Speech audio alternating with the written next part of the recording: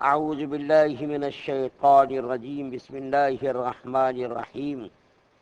وإذ أخذ الله ميثاق النبيين لما آتيتكم من كتاب وحكمة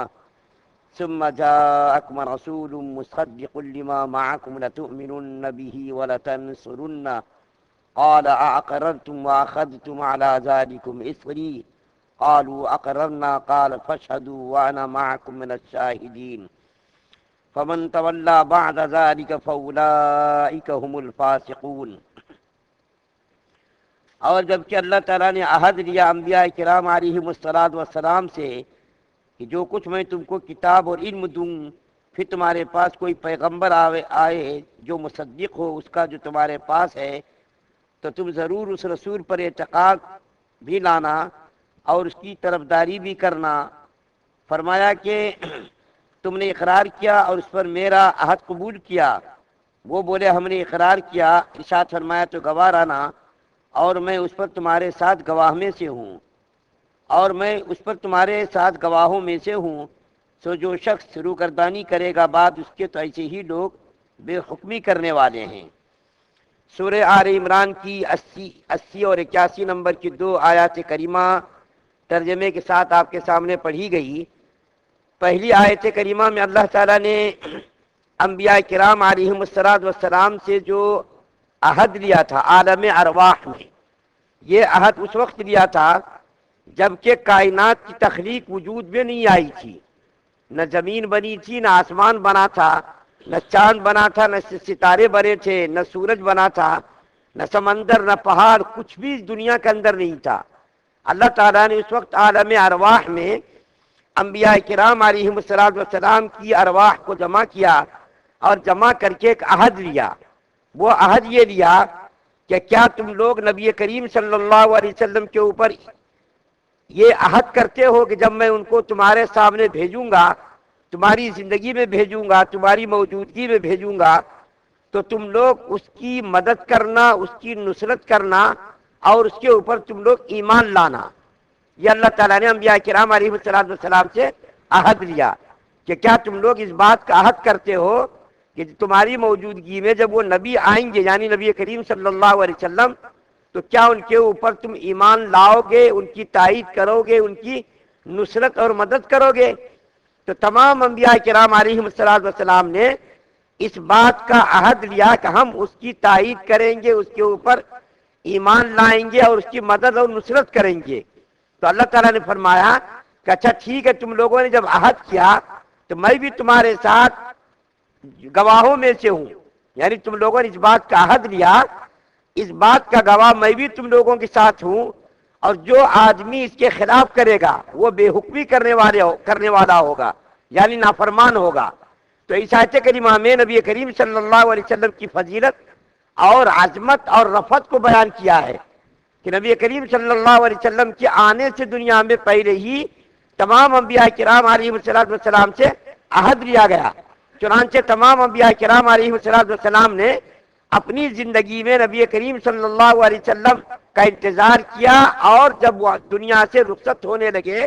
تو اپنی اولاد کو اس بات کی وصیت کی۔ چنانچہ حضرت آدم علیہ السلام کے بارے میں آتا ہے کہ حضرت آدم علیہ السلام نے حضرت شیث علیہ السلام کو وصیت کی، دیکھو بیٹے وہ پیغمبر جب آ جائیں تو تم ان کے اوپر ایمان لانا، اس کی تصدیق کرنا، اس کی تائید کرنا اور اس کی تم مدد کرنا۔ تمام انبیاء کرام علیہ السلام نے یہ اس عہد کو پورا کرنے کی کوشش کی، اور جب دنیا کے اندر وہ نبی صلی اللہ علیہ وسلم تشریف نہیں لائے تو پھر اپنی اپنی اولاد کو، اپنے اپنے خاندان کو اور اپنی اپنی نسلوں کو اس بات کا پابند کیا کہ جب وہ نبی دنیا کے اندر تشریف لے آئے تو تم اس کے اوپر ایمان لانا، اس کی مدد کرنا، اس کی نصرت کرنا۔ چنانچہ نبی کریم صلی اللہ علیہ وسلم نے خود ارشاد فرمایا، ایک مرتبہ حضرت عمر رضی اللہ تعالیٰ عنہ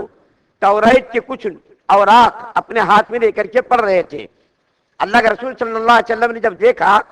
تو آپ صلی اللہ علیہ وسلم کا چہرے مبارک متغیر ہو گیا، بدل گیا، چہرے مبارک سرخ ہو گیا غصے سے۔ تو حضرت عمر فاروق رضی اللہ تعالیٰ عنہ کے بازو میں ایک صحابی بیٹھے تھے، انہوں نے اشارہ کر کے کہا کہ دیکھ نہیں رہے نبی کریم صلی اللہ علیہ وسلم کا چہرے مبارک کیسا سرخ ہو رہا غصے کی وجہ سے؟ تو حضرت عمر فاروق رضی اللہ تعالیٰ عنہ نے عرض کیا یا رسول اللہ صلی اللہ علیہ وسلم، جس کتاب کے اوراق کی ہم تلاوت کر رہے یعنی توریت کی تلاوت کر رہے، یہ کتاب تو برحق ہے، من جانب اللہ ہے، خدا کی طرف سے نازل کیا ہوا ہے۔ اللہ کے رسول صلی اللہ علیہ وسلم نے فرمایا، اے عمر، خدا کی قسم اگر میری موجودگی میں حضرت موسیٰ علیہ السلام بھی موجودگی میں اگر آتے اور میری موجودگی میں وہ بھی رہتے تو میرے اوپر ایمان لائے بغیر، میری تائید کیے ہوئے بغیر، میری تصدیق کے بغیر اس کو کوئی چارہ کار نہ ہوتا، یعنی میرے اوپر ایمان لانا، میری تائید کرنا، میری تصدیق کرنا اس کے لیے بھی ضروری ہوتا۔ اسی لیے تو حضرت عیسیٰ علیہ السلام جب قیامت سے پہلے پہلے تشریف لائیں گے تو نبی کریم صلی اللہ علیہ وسلم کی شریعت کے اوپر ہی عمل کریں گے۔ اس کا یہ مطلب نہیں کہ نبوت ان سے سلب کر لی جائے گی، نبی بھی ہوں گے،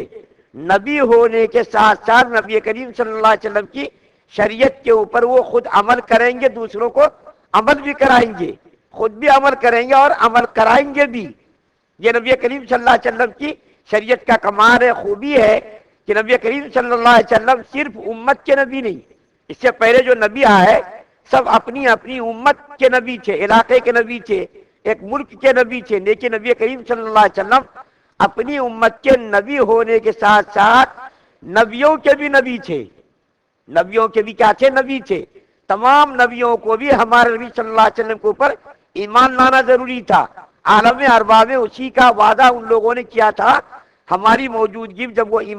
نبی کریم صلی اللہ علیہ وسلم تشریف لائیں گے تو ہم ان کے اوپر ایمان لائیں گے۔ تمام نبیوں کے بھی نبی تھے، پہلے نبی اپنی اپنی امت کے نبی تھے، لیکن حضور صلی اللہ علیہ وسلم کو اللہ تعالیٰ نے یہ مقام عطا کیا